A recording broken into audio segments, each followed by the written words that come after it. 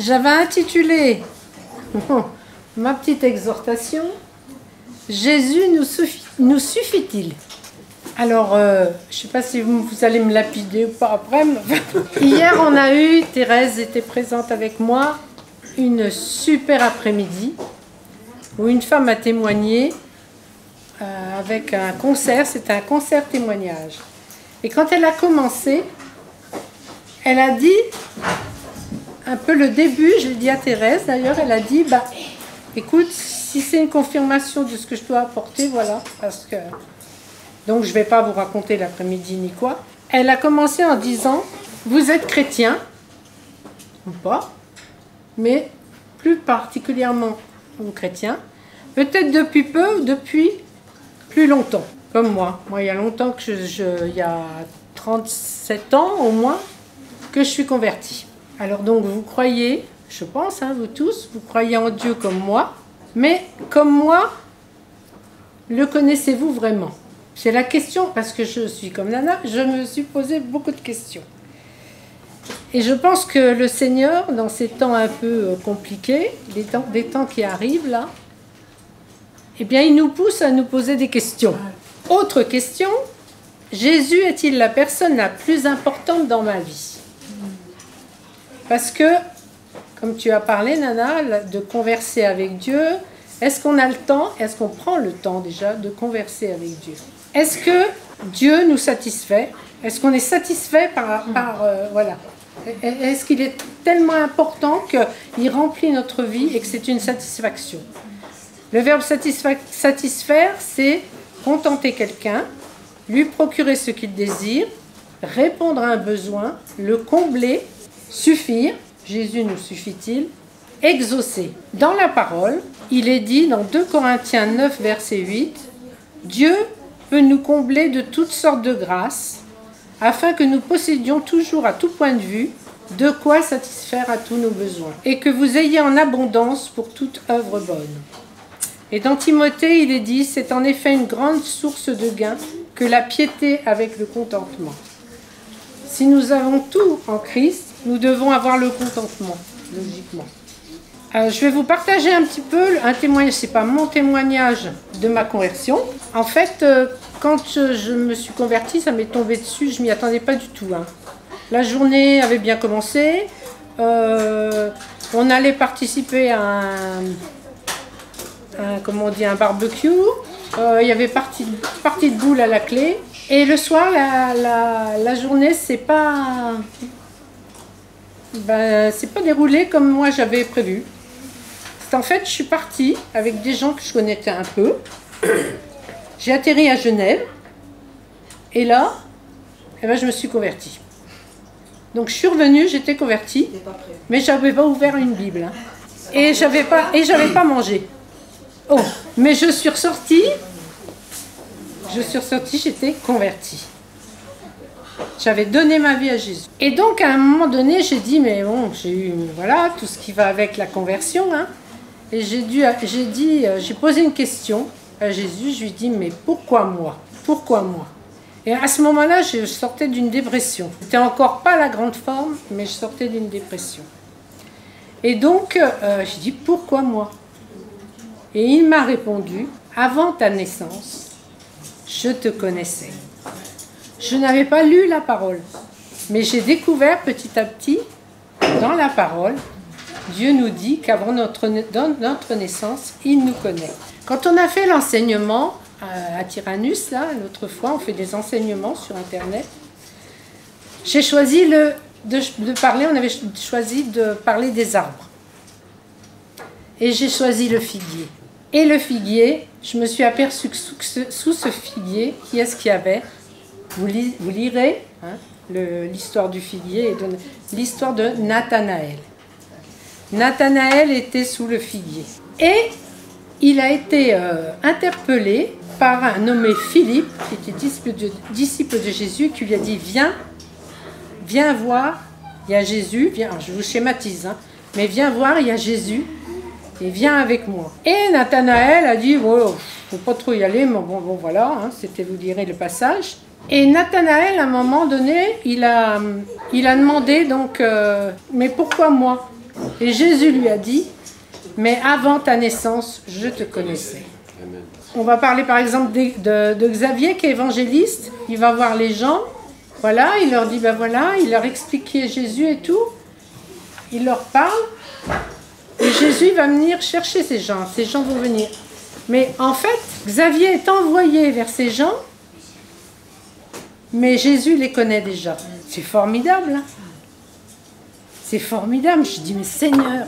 Et j'ai découvert ça il n'y a pas longtemps. J'ai dit, Seigneur. Mais donc, avant que cet éminent pasteur parle à Genève et que je me suis convertie, j'ai dit, avant ça, tu avais déjà prévu et tu me connaissais. Moi, je ne savais pas, je ne savais rien. Ça m'avait perturbée. Et quand j'ai reçu cette réponse de Dieu pour ma part, eh bien, la paix a envahi ma vie. La paix a envahi mon cœur. Parce que j'étais encore dans... Voilà, ma dépression n'était pas finie, mais j'ai senti la paix dans mon cœur. Et d'ailleurs, Denis pourra en témoigner, il a vu le changement. Parce qu'il y a un changement dans ma vie. Et comme a dit cette personne hier, hein, Déborah, de toute façon, à un moment donné, Jésus vous cherche. Vous n'avez rien à perdre. Vous avez tout à gagner. Et j'ai trouvé ça hier, mais formidable. J'ai dit, mais bah oui Seigneur, on a tout à gagner, on n'a rien à perdre. On va lire Jean chapitre 14, parce que tout est écrit dans la Bible. Jésus nous enseigne à travers sa parole. Il est dit que sa parole est une lampe à mes pieds et une lumière sur mon sentier. Et tout ce qui est dit là-dedans, voilà, on peut le vivre, mais voilà, il y a toujours, vous pouvez, la vérité c'est la parole. Donc Jean chapitre 14, que votre cœur ne se trouble pas. Croyez en Dieu, croyez aussi en moi. Il y a beaucoup de demeures dans la maison de mon Père. Si ce n'était pas le cas, je vous l'aurais dit. Je vais vous préparer une place. Jésus a tout prévu et on a une place déjà, nous. Et puisque je vais vous préparer une place, évidemment, je reviendrai et je vous prendrai avec moi, afin que là où je suis, vous y soyez aussi. Vous savez où je vais et vous en savez le chemin. Donc il parlait à ses disciples. On arrive au moment de Pâques, Jésus là va être crucifié. Avant sa crucifixion, il a parlé à ses disciples. Et il va s'apercevoir de quelque chose. Thomas lui dit, Seigneur, nous ne savons pas où tu vas. Comment pouvons-nous en savoir le chemin? Jésus qui lui dit, c'est moi, je suis le chemin, la vérité et la vie. On ne vient au Père qu'en passant par moi. Si vous me connaissiez, vous connaîtriez aussi mon Père. Et dès maintenant, vous le connaissez et vous l'avez vu. Et Philippe était là. Philippe lui dit, celui qui est allé chercher Nathanaël, Philippe lui dit, Seigneur, montre-nous le Père et cela nous suffit. Jésus lui dit, Philippe, il y a si longtemps que je suis avec vous et tu ne me connais pas. C'est pour ça que je vous posais la question au début. Est-ce qu'on connaît bien Dieu, même si on est chrétien depuis de longues années? Celui qui m'a vu a vu le Père. Comment peux-tu dire, montre-nous le Père? Ne crois-tu pas que je suis dans le Père et que le Père est en moi? C'est compliqué, hein? Les paroles que je vous dis, je ne les dis pas de moi-même. C'est le Père qui vit en moi, qui fait lui-même ses œuvres. Croyez-moi, je suis dans le Père et le Père est en moi. Sinon, croyez au moins à cause de ses œuvres. Parce que les disciples, ça faisait 3 ans qu'ils étaient avec Jésus. 3 ans qu'ils pratiquaient Jésus. 3 ans que Jésus les enseignait. Alors il y en a qui disent, oh là là, qu'est-ce que j'aurais bien aimé vivre du temps de Jésus. Mais en fait, avec Dieu, 1 jour est 1000 ans et 1000 ans est un jour. Ça n'a pas changé, hein. Mais par contre, ce qui a changé après, c'est pour nous. Parce que les disciples, ils étaient avec Jésus. mais il n'était encore pas sous la... Jésus allait être crucifié. Donc les choses vont changer après. Tandis que nous, on a tout ça. On a le début et la fin. On peut comprendre, ou chercher à comprendre comment ça va se passer, quoi. En vérité, dit Jésus, en vérité, je vous le dis, celui qui croit en moi fera aussi les œuvres que je fais, et il en fera même de plus grandes, parce que je vais vers mon Père. Ça veut dire que nous, on peut faire des œuvres plus grandes que Jésus a fait, et les disciples étaient avec lui, et ils ont vu les miracles et toutes ces choses qu'il a fait. Tout ce que vous demanderez en mon nom, je le ferai, afin que la gloire du Père soit révélée dans le Fils. Si vous me demandez quelque chose en mon nom, je le ferai. Ça, c'est une promesse. Si vous demandez quelque chose en son nom, selon sa volonté, il le fera. Mais vous pouvez demander quelque chose et il va vous répondre. Thomas n'avait pas les yeux spirituels ouverts. Il avait comme un voile. Voilà. Mais ça, parce qu'il n'était pas encore revêtu du Saint-Esprit. Ils n'avaient pas le Saint-Esprit, les disciples, à ce moment-là. Il voit Jésus charnellement. Alors, c'est pas un mot vulgaire, hein, c'est que il a Jésus devant lui, humain. Et pour lui, sa représentation de Jésus, voilà, il a Jésus avec lui, à côté de lui. Nous n'avons plus Jésus, mais nous savons, on a le Saint-Esprit, et c'est le Saint-Esprit qui nous enseigne. Amen. Et en fait, Philippe, parce que du temps où Jésus était avec... Jésus était toujours... il était dans le surnaturel, Jésus. Il était divin. Il avait son costume sur cette terre, il s'est revêtu, c'était un humain, il est descendu, voilà, il l'a revêtu. Mais en fait, il était Dieu. Dieu le Père, Dieu le Fils. Et ce que les disciples ne savaient pas, c'est qu'il y avait Dieu et il y avait le Saint-Esprit. Et ça, ils le sauront, ils vont essayer de le comprendre après la résurrection. Pour Philippe et Thomas, eh bien en fait, c'est comme si Jésus ne leur suffisait pas. Parce qu'ils ne comprenaient pas ce qu'il était en train de leur enseigner. Alors, quand Jésus nous parle à travers sa parole ou par le Saint-Esprit, est-ce que cela nous suffit? Quand il dit qu'il pourvoira à tous nos besoins, cela nous suffit-il? Quand il dit que dans le ciel nous sommes sauvés, que tous nos péchés, passés, présents et à venir, voilà, il n'y a plus rien, c'est effacé, est-ce que nous le croyons? Quand il dit « vous avez la guérison », est-ce que cette parole nous suffit? Pas toujours, hein. C'est compliqué. Hein. Nous sommes du monde, mais nous ne sommes pas de ce monde. Dieu peut satisfaire chacun de nos besoins selon sa volonté. Mais souvent, nous regardons à l'immédiat et nous sommes dominés par nos sens. Nous sommes sur la terre. Donc, nous réfléchissons avec nos 5 sens. Et comme nous avons à notre disposition le Saint-Esprit, eh bien, le Seigneur nous dit hey, là-haut, j'ai tout accompli pour toi. Là-haut, tout est scellé. En gros, ne te fais pas de soucis parce que j'ai tout prévu.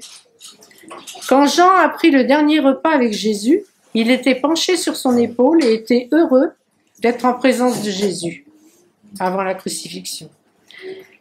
Et quand on lit Apocalypse chapitre 1, c'est le même Jean, il voit Jésus dans la gloire. Et Jean tombe aux pieds de Jésus. Il est dit qu'il était comme mort. Est-ce que c'est le même Jésus ou pas?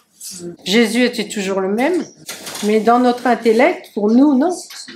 Mais Jésus était toujours le même, sauf qu'il n'avait plus le même vêtement. Après la résurrection, Jésus est apparu plusieurs fois aux disciples. Et qu'est-ce qu'ils ont fait, les disciples?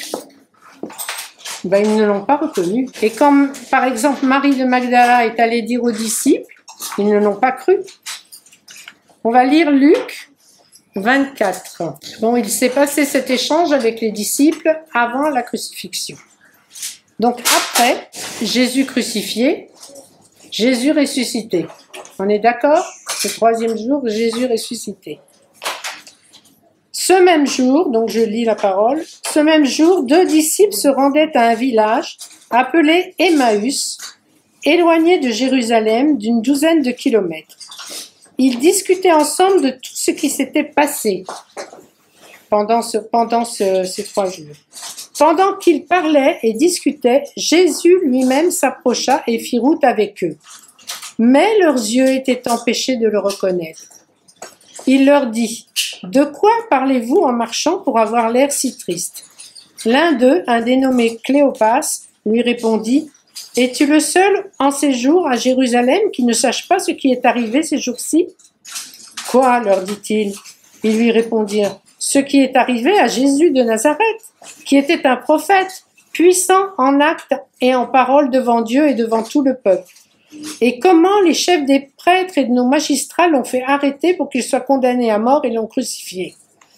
Nous espérions que ce serait lui qui délivrerait Israël. Mais avec tout cela, voici déjà le 3e jour que ces événements se sont produits. Il est vrai que quelques femmes de notre groupe nous ont beaucoup étonnés. Elles se sont rendues de grand matin au tombeau. Elles n'ont pas trouvé son corps. Elles sont venues dire que des anges sont apparus et ont annoncé qu'il est vivant. Quelques-uns des nôtres sont allés au tombeau et ils ont trouvé les choses comme les femmes l'avaient dit, mais lui, ils ne l'ont pas vu. Alors Jésus leur dit, « Hommes sans intelligence, dont le cœur est lent à croire tout ce qu'ont dit les prophètes, ne fallait-il pas que le Messie souffre ces choses et qu'il entre dans sa gloire ?» Puis, en continuant, je saute un peu, il leur expliqua dans toutes les Écritures ce qui le concernait. Lorsqu'ils furent près du village où ils allaient, il parut vouloir aller plus loin. Mais ils le retinrent avec insistance en disant « Reste avec nous, car le soir approche, le jour est sur son déclin. » Alors il entra pour rester avec eux.